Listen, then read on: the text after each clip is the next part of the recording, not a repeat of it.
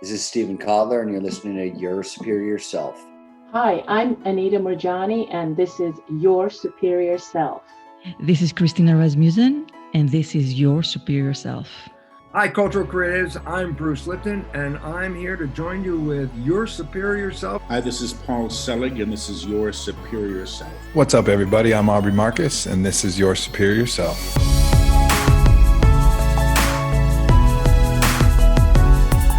What's up, beautiful people? Welcome back. I'm Trey Downs, and this is your favorite podcast, Your Superior Self.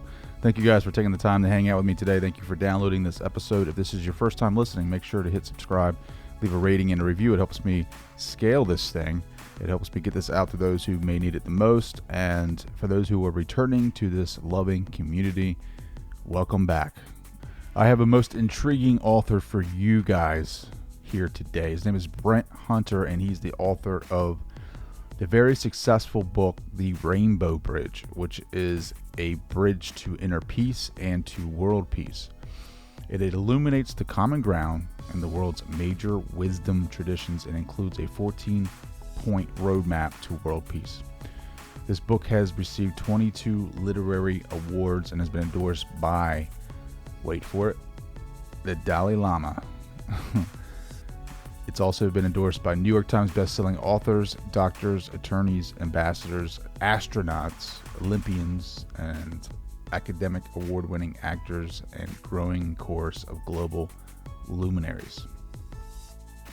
Yeah, I've read it and it's very inspiring. It's helped me learn more about who I truly am, and I hope that this interview does that for you.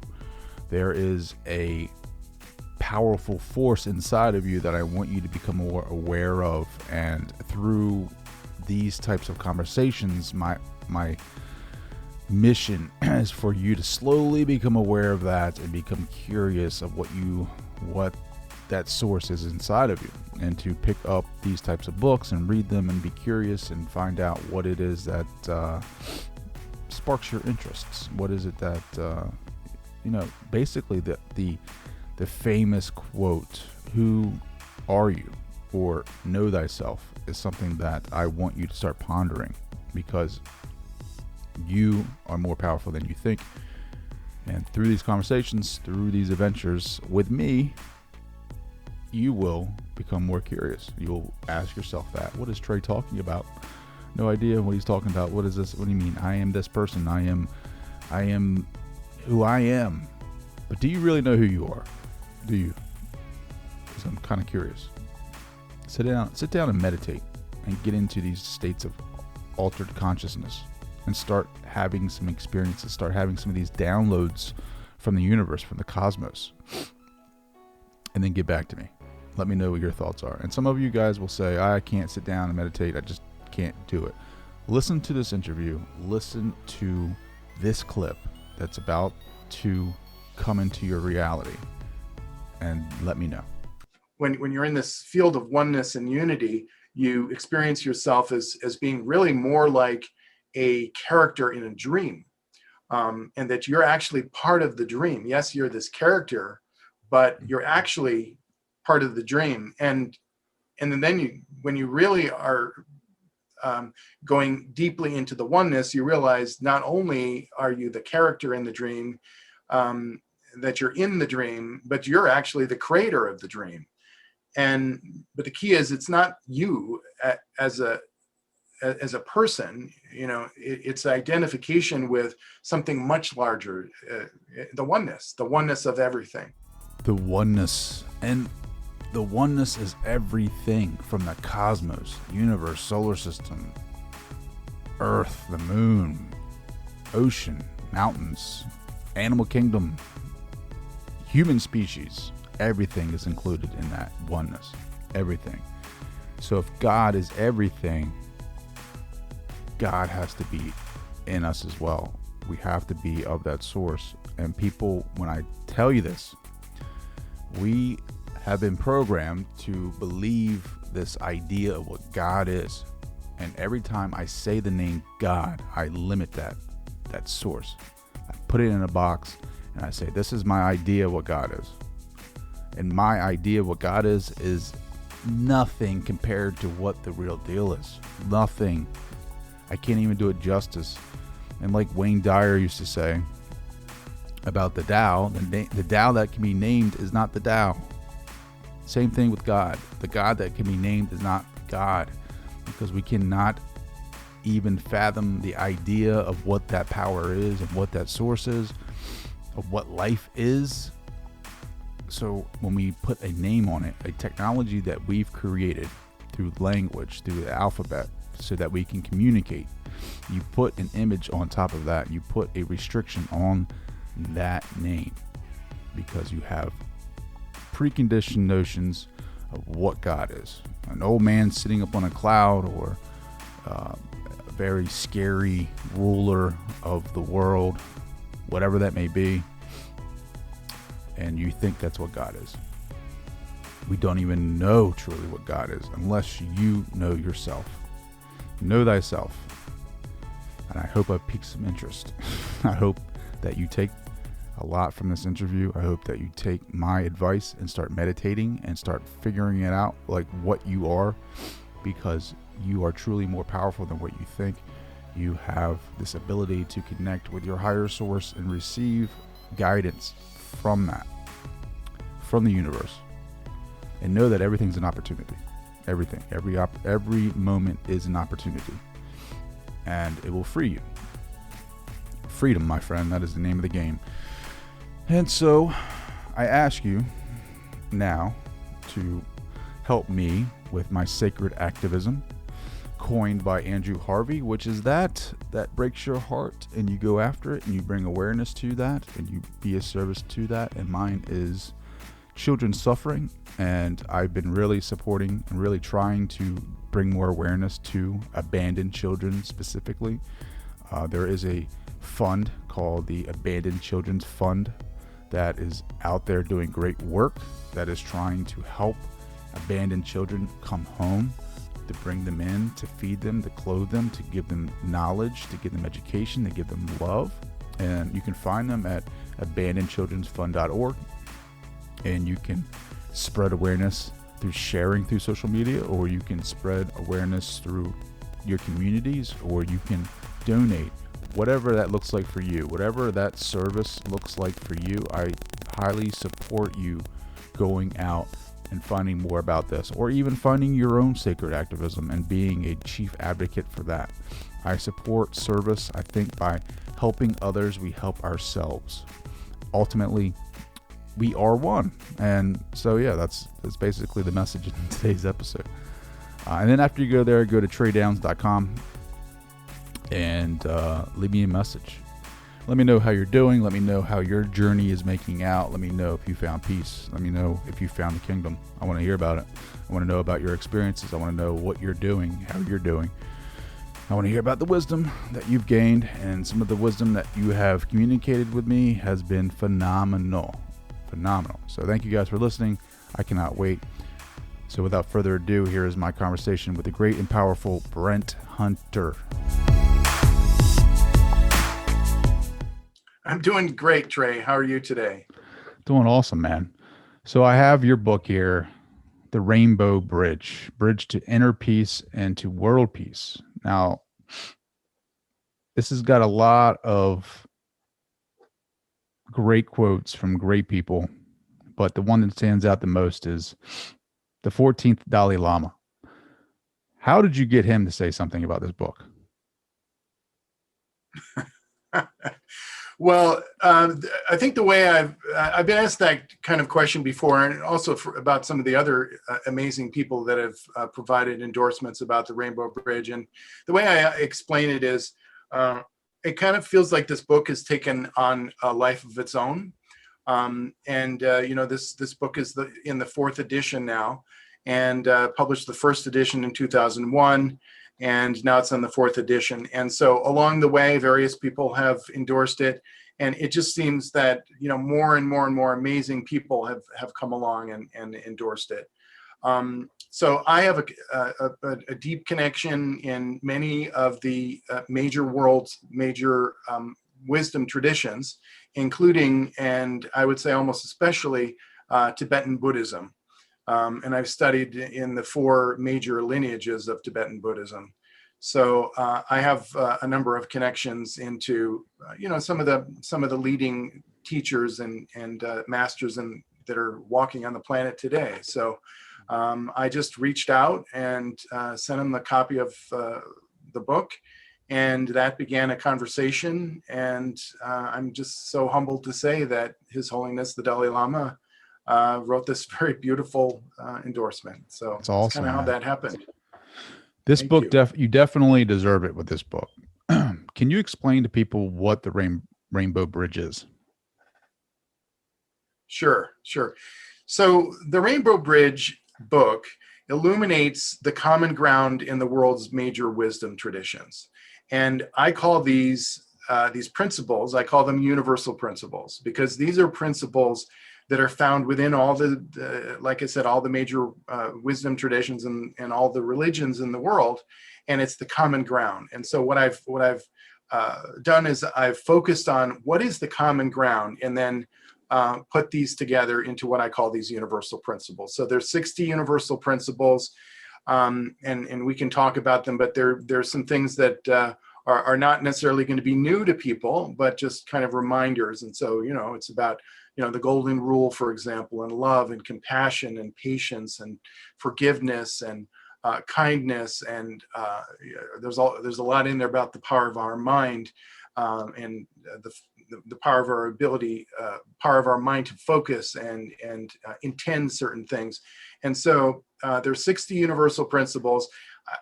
Roughly half of the book, the first half of the book, talks about these universal principles and what they are, and how we can use these universal principles in our own lives to create a bridge to an internal world of our own, a bridge to inner peace within each one of ourselves, starting with ourselves as individuals.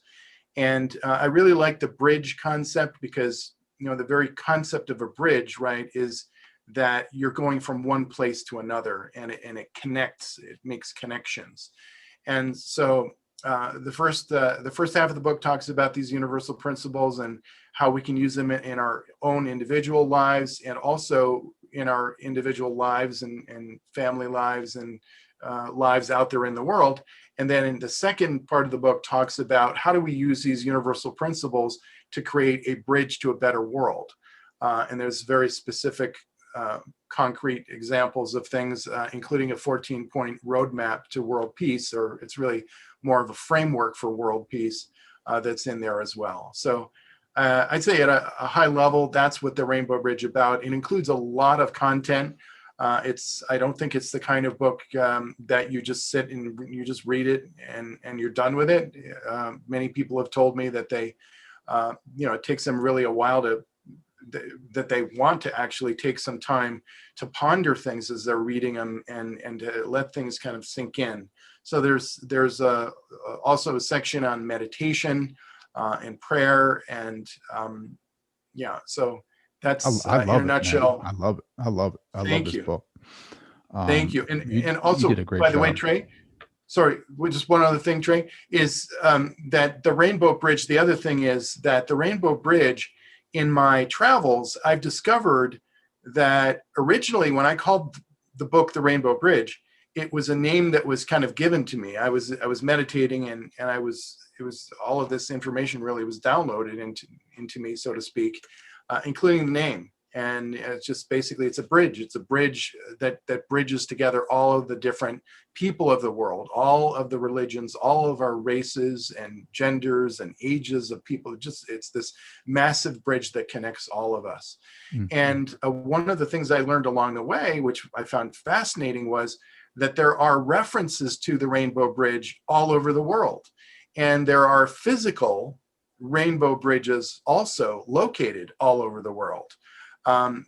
Bridges that people just decide one day to paint a bridge that looks like a rainbow, and they decide to paint it in the colors of the rainbow, and they call it, in their local cities and towns, they call it the Rainbow Bridge. And so I started to do some research, and I include many of the locations that I was able to uncover. But there's also other references to the Rainbow Bridge as well. Many people have heard of the Rainbow Bridge in the context of their pets who have passed away. And it's kind of a legend that says that when a pet dies and it goes to the other side of the rainbow bridge, and it then is of course fully healed, and it just runs around and is really happy and having a joyous life. And the moment that the caretaker or the guardian of this pet also passes over onto the other side of the bridge, that we actually are greeted by our pets who are eager to see us and welcome us. And so it's a really moving, powerful kind of legend or poem that has helped a lot of people deal with the loss of their pets. So that is in there as well. And I basically just started to collect examples of the Rainbow Bridge concept as it appears in different religions and different cultures around the world. So that's also in there as well. I love it. So you said you've studied Tibetan Buddhism, right? Yes, among other traditions. Yes. I mean, you have knowledge in basically all of them. Which one have you spent the most time in?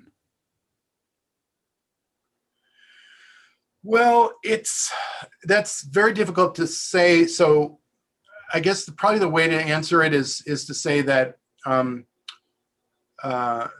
mother was born and raised in Turkey, and so she was 100% Muslim. So I'm like half Muslim. My father was Jewish, and they raised me and my two sisters to be Methodist Christians. And so that was pretty confusing when I was growing up. And as if that wasn't confusing enough, my father was also really interested in Zen Buddhism and in transcendental meditation. And he was so into transcendental meditation that he brought me and my two sisters to learn how to do TM. I was 12 years old when I learned TM. And at the time, it was debatable as to, what value that would have for some children, but it turned out to be one of the most amazing gifts that could ever be given to me. And so I've been meditating from a very, very early age. So I've been exposed to,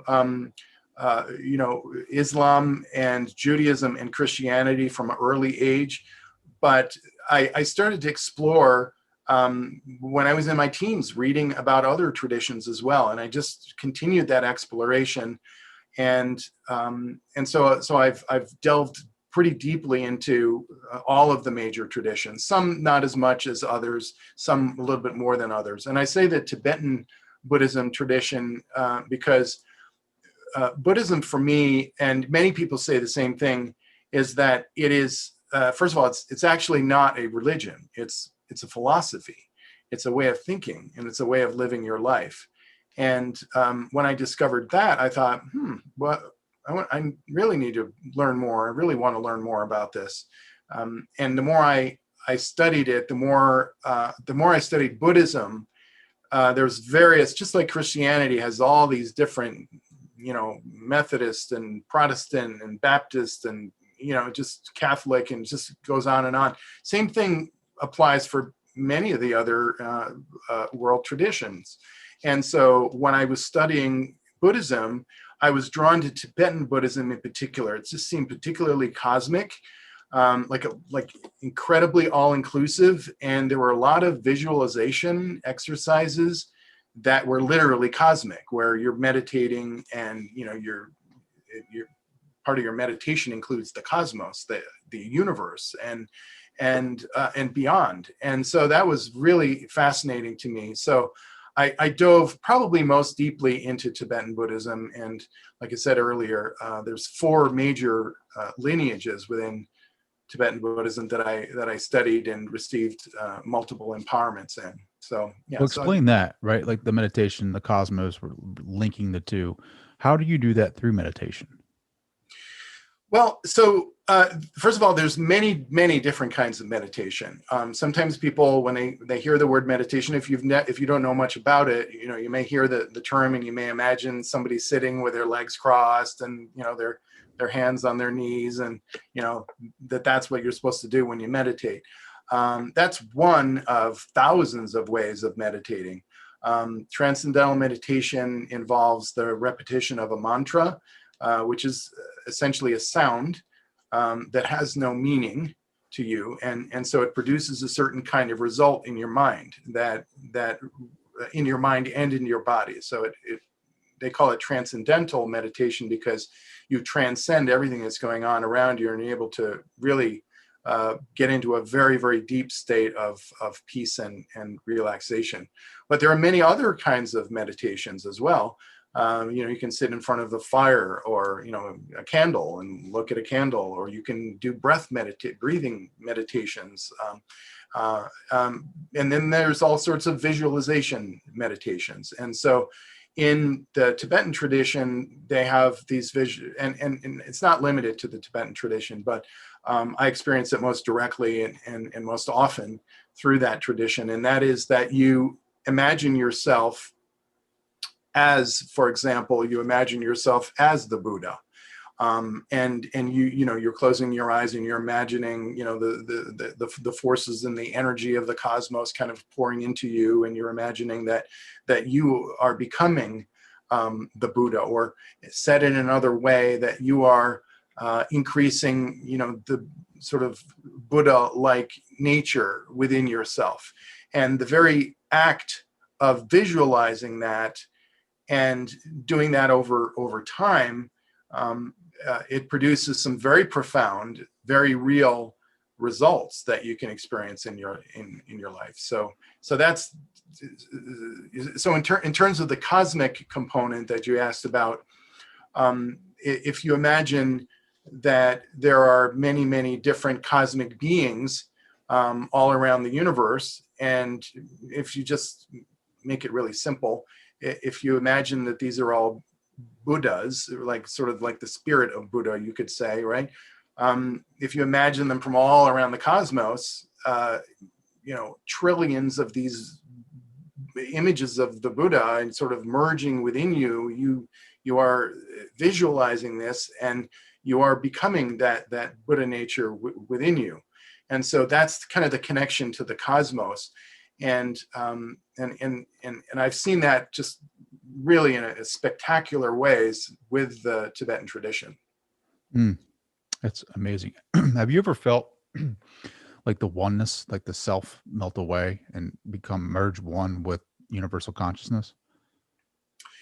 Yes, I have. And it is really super profound to experience this state of grace, really, of oneness. And if I could share a little story that goes along with this, and this is a really good way of explaining this. When I was growing up, my dad, of course, again, he was interested in Zen Buddhism and transcendental meditation, but all sorts of other things as well. And he would often mention these, what are called koans.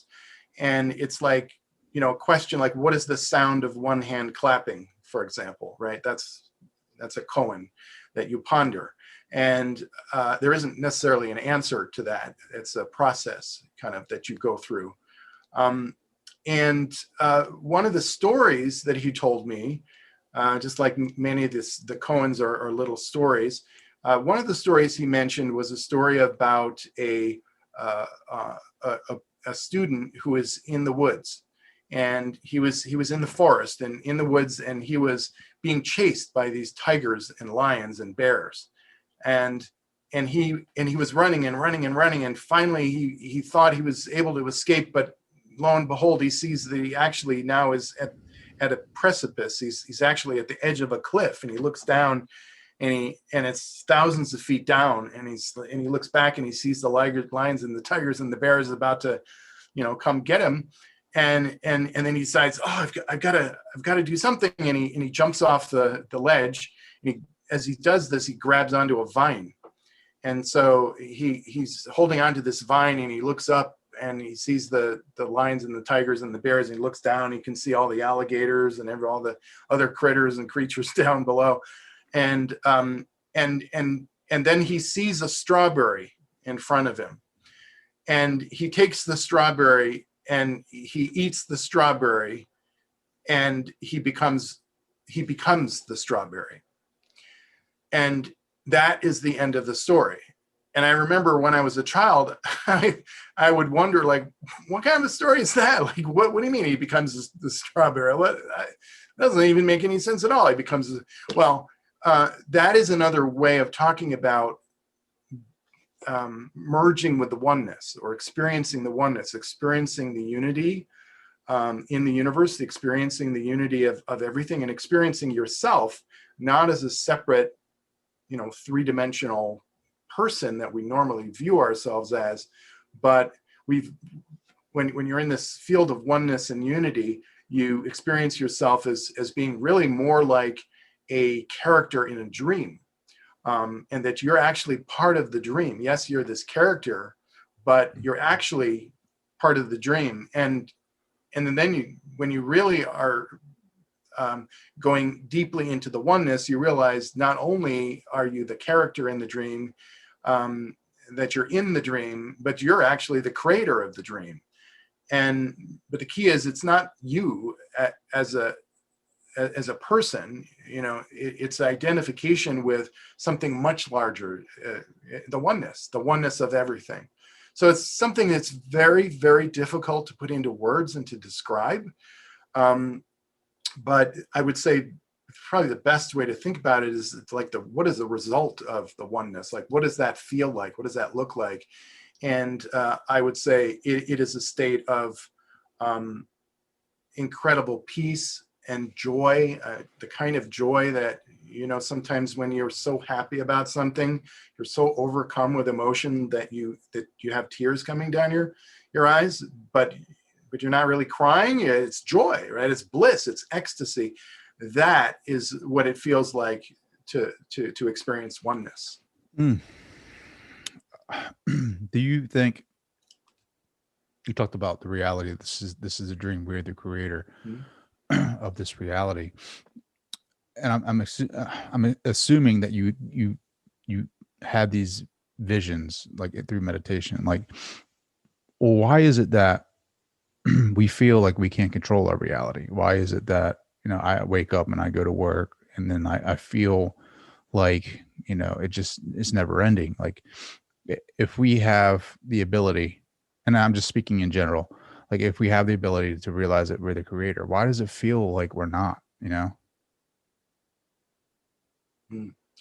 A brilliant question, Trey. And first of all, I don't propose to have all the answers to these questions, but the way I think about it is that there is, for every single one of us, there's this constant struggle and friction between who we think we are and who we actually are. And, in Islam, they call this struggle jihad. Now, this has been misinterpreted by some people in the Islamic faith to mean like an armed kind of struggle. But the real meaning is, it's a struggle of the struggle between who you think you are and the creator itself, which is actually, there's no difference whatsoever. But, we can go through experiences in our lives and have awakenings, right? We can have awakening experiences. And it's through these awakening experiences, when we have them, sometimes they're partial awakening experiences, sometimes they're full awakenings. And when we experience an awakening, that is when, sometimes people call it, the veil is lifted. When suddenly they see the world in a completely different kind of way. And even when you have an awakening experience, I like to say there's always more. So it can be dangerous, because you can have this awakening that is so incredibly profound, and you just know in every fiber of your being that you are one with the creator, and you can't maybe explain it at all. And you certainly don't have all the answers, but you just know based on your personal experience. But also my personal experience is that there are multiple awakenings. And so there's always deeper layers of awakening. And so, that's why I think it can, appear sometimes like Groundhog Day, like we're living our lives and, it's like the same things happening over and over, and either in our own individual lives, at work, or in our personal lives, or whatever, or, on a mass scale, like, all across the planet or in any particular country. So, Mm. yeah. What is your what is your morning ritual look like when you get up? Do you tend to go meditate right away? Do you meditate during the evening? Is there multiple times during the day? Like, what does it look like for you? Sure. So, first of all, my practice actually has changed, or changes dramatically based on what's going on in my life. So there are some times where I wake up and I have a very rigid, very strict, long meditation early in the morning, and in the middle of the day and at night, but depending on what's going on in my life. Today, the way my practice looks is that I wake up. Sometimes I wake up, and when I stand up, the first thing is I express gratitude for being alive and for being in this so-called reality that we're living in, because it's an incredible blessing, and just express appreciation and gratitude. And this is something that we can all, including myself, can all, I can do it more. And even as I'm saying it right now, I'm thinking, yeah, I need, I can do that even more for a longer period of time, in the morning, and so there's no end to this. But so that's sometimes I will do that in the morning right when I wake up. One of the things that Dia and I do every morning is we'll have a meditation together. So once I have my coffee and we've had a chance to just take a quick look at our email to make sure that there's nothing urgent going on, we'll sit down and have a 15, 20, 30-minute meditation, again, depending on what's going on. Sometimes also, depending on what's going on, sometimes for me, what's going on in the workplace, sometimes I'll wake up in the middle of the night thinking about things, and I won't be able to fall back to sleep. So I'll just go into the living room and I'll meditate for a half an hour or an hour or 5 hours. I mean, it just really just completely depends on what's going on. Yeah. Now I get up in the morning, come right downstairs, get in front of the fireplace, because we have one of those gas ones, so I don't have to throw a log on or anything like that. But sit there and just feel the fire, feel the presence of it, feel the warmth, and just drift away. And it's very hard to clear your mind of thoughts so early in the morning. Like I can't. It's very because I'm just coming out of sleep. That sleeping consciousness. So it's like my mind is. It's easy for my mind to run away. Does that make sense? Like it's very easy for my mind to do that. It certainly does. So when you're up in the morning and you're meditating, are you chanting? What does that look like? So these days, when I meditate in the morning, I'm doing transcendental meditation. So, and what that looks like is just very simply, it is the repetition of a mantra, but the most important thing is this particular mantra does not have a meaning. It does not have a meaning. So your mind cannot associate anything to the mantra. It's just a sound. Like if I were to say the word apple, apple, apple, of course I'd have this image of an apple in my mind, right? So that's your mind associating with something in particular. With TM, you have a sound, which is a Sanskrit mantra that you're repeating that your mind cannot attach to. And something very, very special and very powerful happens when you do this.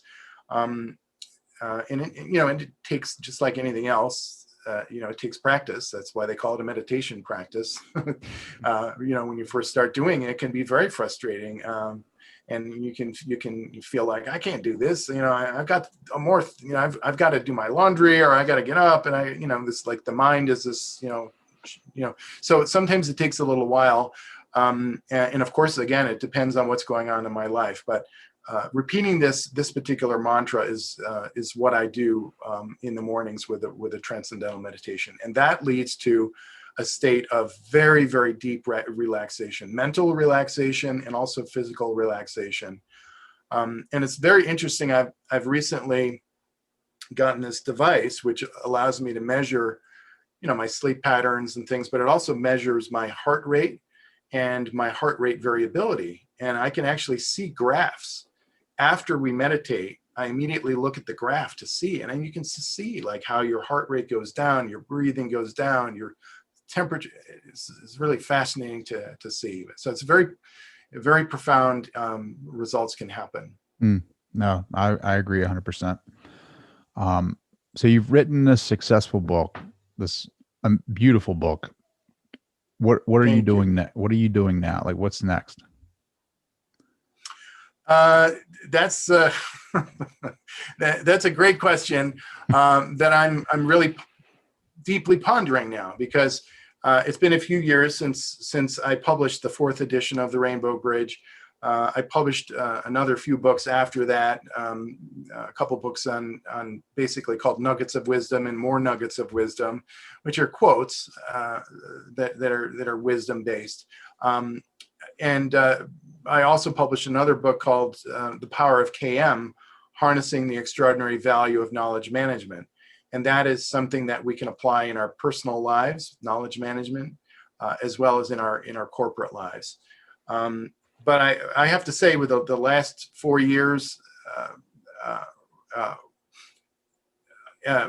and with new leadership now going on here in the country, I've really been spending a lot of time thinking about, okay, what exactly is next here, and for me, since I do so much meditating, I have lots and lots and lots of ideas that have been downloaded. And so one of the challenges is, which of these ideas do I focus on now? So there are a couple, there's one particular entertainment related project that is continuing to be in the forefront of my mind over and over. And that's usually how I find out, okay, that's what I'm supposed to be focusing on now. But there's two other projects that are also kind of doing a similar thing, entering my consciousness. So when I experience this, the way I handle it is, everything is perfect exactly the way it is, even if I can't understand or see it that way. And if I'm not given as much information or knowledge as I want or feel like I need in any particular moment, then I just need to find the perfection in that. And time again, what happens is, after a period of time, after I have patience with that, suddenly there's this other realization that occurs and everything becomes crystal clear what exactly the next step is. So I'm kind of in that process right now. Sure. How long did it take you to trust that? You know what I mean? Like, to trust that those downloads. Yeah, it's actually part of a pattern of what people usually call intuition. I've had intuition for I was a child when I first started feeling like I could sense things that other people weren't sensing, and I would find over and over and over again, like I would have this thought, like I should do this, and usually I would do it because that's what felt like it was right. I mean, especially in my early years when I didn't necessarily have as much awareness and consciousness about things that I have now. But every once in a while, what would happen is I get this sort of guidance, if you will, and I would say, I'm not going to do that. And every time that happened, I would regret it. I'd be like, oh, this bad thing just happened. Whoa, if I had only listened to my intuition or my guidance, Mm-hmm. And so over the years, it's just been something that I just know. When I get these downloads or the guidance, And it's, comes in different forms. Sometimes it feels like a kind of voice in your head, not really that you're physically hearing, but these impressions and kind of thoughts that you have in your head. So it's really just taken decades of experience, and I just learned to trust it. Mhm. It's not easy. I mean, I'm right there with you. I'll have these thoughts or intuitive feelings, but I'm just coming into that sense, or into that scene, I guess. Because like it just, I was programmed not to think that, right? Like, I mean, it's I'm learning so much about programming lately. And it is what it is, right? But now that you have this awareness, and now that people are awakening to this, I feel like people like you who put this material out really help us to understand that there is something higher in us. Like there's a powerful being inside of us that's connected to a higher self. And once you become aware to that, once you spark that flame, or spark that little spark, and say, all right, you have this awareness. Now you need to go find it on your own. Like, and that's the thing. My curiosity is like just my love for learning, my I shouldn't say not learning everything, right? It's just learning things that spark my interest, like consciousness, like, the Rainbow Bridge, the quotes in here, the meditations, all of those things fire me up, and I want to learn more about them. When your book is going to do that for people. Like you're already on the 4th edition. That means that this is the 4th time that you've had to publish this book, right? Because of the demand for it. How does that make you feel that you're having this type of impact on people? Well, it's first of all, one of the things that I feel is very important is that this is not my information. So it's not my information. It's not coming from me. I'm just like the channel, or the voice, or the person, or the vessel, or however you want to say it. I'm the person that this was downloaded into, and I just feel like whenever that happens, my responsibility is to share it with other people. That I'm being given this information and knowledge, and my kind of task is to figure out how to share it as widely as possible. And that was certainly the guidance that I was given with the Rainbow Bridge. But it's got to feel good though. Like you're to be able to trust that, put it out there, and kind of feel it in the back of your mind. You're like, I was right by trusting that. Like it feels good to be able to put that positivity out in the universe. It does. It feels good. Frankly, I'm always feeling like, I want more people to be exposed to the Rainbow Bridge. And I want this to be, in mainstream consciousness. And I believe that my guidance is that it is only a matter of time before these concepts that I'm talking about, such as universal principles and everything we're talking about here, as more and more people awaken around the world, then the more and more people are their minds are open to receiving this. So, and by the way, I believe that struggle, challenges in life can wake us up, and literally wake us up and provide awakening experiences. And I believe that all of the challenges that are going on around in the world today are awakening people in very large numbers. And we just can't see it yet.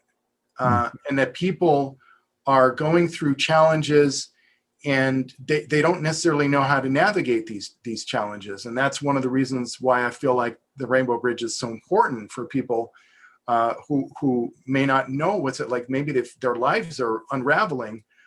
Things are not happening the way they used to, or the way they expected. And they thought they knew what was going on in the world. They thought they had enough education and experience or whatever.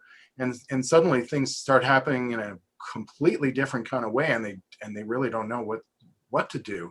Sure. And so, yeah. Well, take that for example, that they don't know what to do. So let's say I picked this book up, just universe brings it to me, and the spark is lit. What would be your advice to that person? Like, where should they go next to kind of follow that curiosity? Like, what would your advice be to them? Well, if they have the Rainbow Bridge, of course, I would recommend not just reading it to get through it, so that you can feel like, okay, I've read the book now. What's really important is to just allow the knowledge and the wisdom to seep into your consciousness. And many people have told me that they read it over and over and over again, or maybe they read certain parts over and over, or randomly they open up the book to different sections. So first and foremost, it's always all about what's going on within ourselves. It's really important that I say that and be clear about that, because half the book, the second half, does talk about how do we make the world a better place. But we should always start by developing peace within ourselves, because if we don't, and then we're frantically out there in the world trying to make the world a better place, we could actually make it worse in the process. So I would say focus on your own self-development, your own process of self-discovery, asking yourself, who am I? That's a really good question to ask. And the more you ponder that question, when you first ask yourself that question, you may say, well, of course I'm, and then you say your name. That's who I am. But the more you ponder that, and, there can be questions also that can help this process, like, what is the sound of one hand clapping? I mentioned that before. That's a really profound question to ask. Well, also a question that you can ask to help awaken yourself is to the true nature of not only your own being, but the true nature of reality is, what is the original face before I was born? Who is that person before I was born? And so I like to say that we have to use our mind to go beyond our mind, because the rational intellectual mind is the most powerful computer on the planet. It's more powerful than any supercomputer and any quantum computer that exists today. But it takes some training to figure out how to actually use this incredible brain and mind of ours. Mm-hmm. So it just takes practice. Yeah, the subconscious, 40 billion bits of information per second. I mean, that's crazy, right? Yeah, I don't know what the actual number is, but it's just massive, just incredible processing power. And we collectively co-create the reality that we're living in, and we do that based on our beliefs about things. And those beliefs don't even have to be true. It's just like whatever we believe. So if we believe collectively as a society that we will always be, at war with one another, if that's firmly ingrained in the mass consciousness, then it'll be a self-fulfilling prophecy. That's what we'll create. But as I believe is what's happening is more and more people are awakening and questioning and saying, wait a minute, what is going on? Why are we all living like this? We're living on this rock that's, hurling through space at, I forget the exact number, 67,000 miles an hour, I believe it is, if I'm not mistaken. And we're not falling off of this giant rock. And yet we have as many amazing miracles that are happening every single day all around the world. We also have terrible, horrifying, terrible things that are going on all around the world. But it's that struggle, it's the challenges that we're faced with that can actually be a force to awaken us, to then start asking, wow, there's got to be another way. There's got to be something more. And the more people that do that, they're literally, tapping to that inner self that you were talking about, like that, the super self, the superior self, the superhero archetype is what I call it. And the more that we can tap into that, I believe that the more we will certainly awaken ourselves and experience incredible transformations within ourselves, but also at a societal level. And I think all of that is actually happening right now. So at the same time, it's if you turn on the news, it seems like it's a horrifying place to live here on the planet. And a lot of us here in the U.S. are living in dream lives. But you look, like one of my favorite statistics, or favorite is a bad word. One of the statistics that's most horrifying to me that I use often because it is such a terrible statistic and yet it's so important, is that roughly half the people in the world today are struggling to survive on less than $2 a day. Half the people in the world struggling to survive on less than $2 a day. So even if you take in consideration currency differences and barter and trade agreements and all sorts of things like that, obviously there's something enormously wrong with what's going on in the world. And yet at the same time, it's that very stress and pressure and struggle that can be a catalyst for us to awaken in large numbers to literally wake up and create a new world. And I think that's exactly the path that we're on right now. But it's very difficult to see that right now, because a lot of the people who are awakening, you don't see people talking about this stuff on TV usually, because awakening experiences are very, very personal.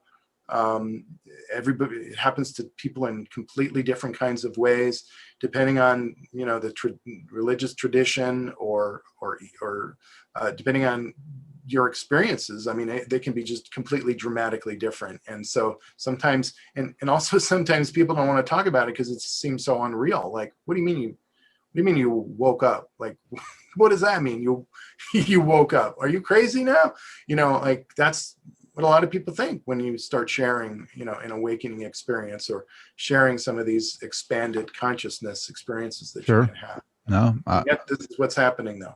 Yeah, a lot of people question that, question your sanity by asking you that. What are you talking about? Mm-hmm. Consciousness, awareness. I'm aware. I'm here, right? I think, therefore I am, right? Like, know. Exactly. Brent Hunter, Yeah, exactly. This is awesome, man. Pick up the Rainbow Bridge if you haven't done so. Read his book, Become More Aware. Brent, how can people connect with you? People can connect on the rainbowbridge.org. And also, if people want to have a free copy of the 4th edition, an electronic copy of the 4th edition, just go to the rainbowbridge.org. And you'll see a place where you can just put your name and email address and you'll get a free copy of the 4th edition. There's also my contact information there, and I'm pretty active on social media. So, you can go to the rainbowbridge.org, and another website is my personal website, which is brenthunter.tv. What if I'm an author and I need somebody to help promote my book? Who do I go to for that? Did you say help promote your book? Yeah. Well, there's many different places that you can go, and this is one of the things that Dia actually does so brilliantly. Even though she, really her burning passion and desire is, working as a producer, and wears many other different hats as well. She could certainly help, but there's a lot of different companies out there that will help authors promote their books through regular advertising, social media advertising, like on Facebook or LinkedIn, or on Google or Instagram, and all the other different major social media platforms, as well as the traditional print media as well. Come on, Brent. I'm trying to give your wife a shout out. Dia Hunter. Probably one of the best publicists out there in the game. You got to get her if you have a book. She sure is. Brent, thank you so much for coming on the show, man. I could talk to you all night, brother. Thank you so much for all the work that you do. Thank you for putting this book together. Thank you for, helping the collective conscious become more aware, brother. I appreciate it. Absolutely. Thank you. Thank you for having me on. And there's a lot of critical concepts for this specific time that we're living in right now, that I can also cover a little more. So I would welcome any further conversations as well, because I believe that the time that we're living in right now really is a pivotal time in the history of not just humanity, but the history of the entire cosmos. What happens here on this planet affects everything. And I think that human beings have a very special responsibility to awaken, to take ourselves more seriously than we have, to put our thinking caps on, to start thinking more than we might have been in the past.